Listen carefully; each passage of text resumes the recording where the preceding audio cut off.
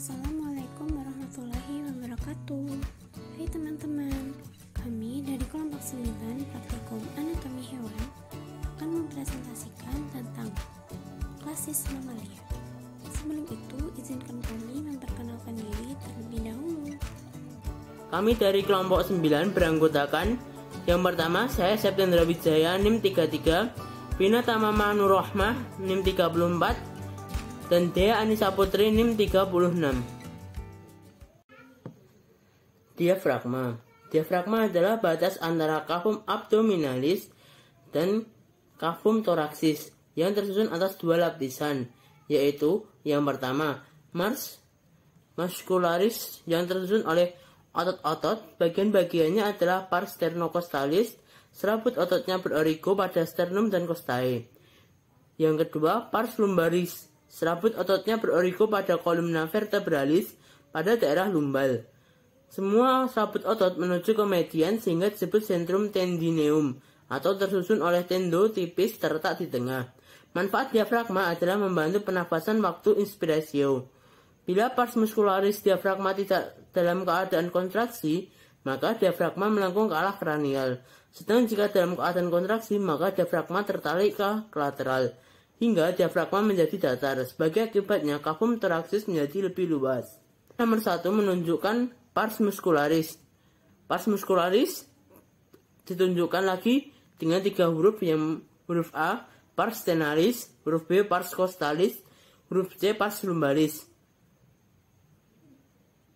Yang kedua, centrum tendineum. Yang ketiga, foramen vena cavae. Yang keempat, hiatus esophagus. Yang kelima, hiatus aorticus. Yang keenam, musculus psoas. Yang ketujuh, processus sipoideus. Bagian yang berikutnya yaitu sistema skeleton. Nah, jika kulit sudah dibuka, di linea mediana akan nampak sternum yang tersusun beberapa ruas. Ruas-ruas ini disebut dengan sternebrae. Pada gambar di samping merupakan gambar sistem skeleton.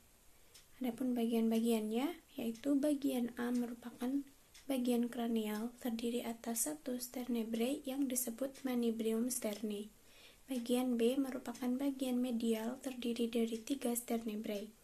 Dan bagian C merupakan bagian kaudal terdiri atas satu sternebrae yang disebut sipoideum atau processus sipoideus. Costae berjumlah 13 pasang, terdiri atas yang pertama yaitu costae verae, merupakan 6 pasang melekat langsung pada sternum, ditunjukkan pada gambar. Lalu bagian yang kedua yaitu costae spuriae, 3 pasang melekat pada costae di atasnya, dapat kita lihat pada gambar. Lalu bagian yang ketiga yaitu costae fluctuantes, 4 pasang melayang atau tidak melekat pada costae di atasnya, seperti yang kita lihat pada gambar.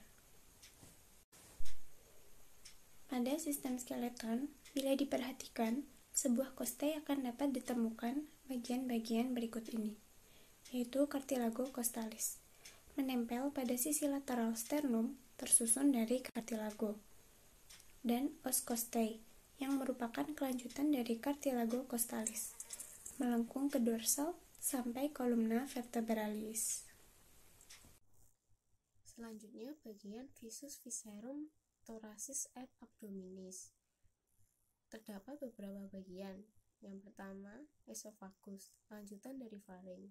Yang kedua, ventriculus, tersusun atas beberapa bagian, yaitu curvatus major, curvatus minor, cardia, fundus, dan pylorus. Yang ketiga, intestinum tenue, terbagi atas duodenum, jejunum, dan ileum. Yang keempat, caecum, sebagai bangunan kantong besar panjang, warna hijau keabu-abuan, merupakan pembatas antara intestinum tenue dan crassum. Yang kelima yaitu vesica velea, sebagai penyimpanan bilus atau empedu. Yang keenam, hepar, sebagai kelenjar pencernaan terletak di sebelah kaudal diafragma dengan warna merah coklat. 7.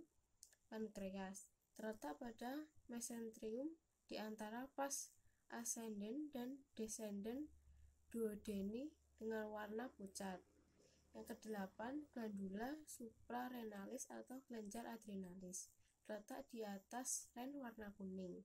Yang kesembilan, ren, jumlah sepasang dengan tipe metanepros dengan warna coklat kemerahan. Yang kesepuluh, ureter, sebagai saluran pembawa urin dari ren. Yang kesebelas, ovarium, untuk yang betina terletak di sebelah kaudal ren dengan jumlah sepasang. Yang ke-12, testis, untuk yang jantan, jumlahnya sepasang, terletak di dalam skrotum. Yang ke-13, oviduct, lanjutan sebagai uterus pada lepus sp bertipe bicornis. 14, lian, warna merah tua, termasuk dalam sistem retikuloendotelial. Yang 15, vesika urinaria, sebagai muara kedua ureter untuk mengumpulkan urin. Yang ke-16, uterus masculinea, disebut juga utriculus proticus atau vagina muscalina, jumlah sepasang, sisa dari ductus Muelleri, fungsi belum jelas. Sekian dari kelompok kami, kurang lebihnya kami mohon maaf. Wassalamualaikum warahmatullahi wabarakatuh.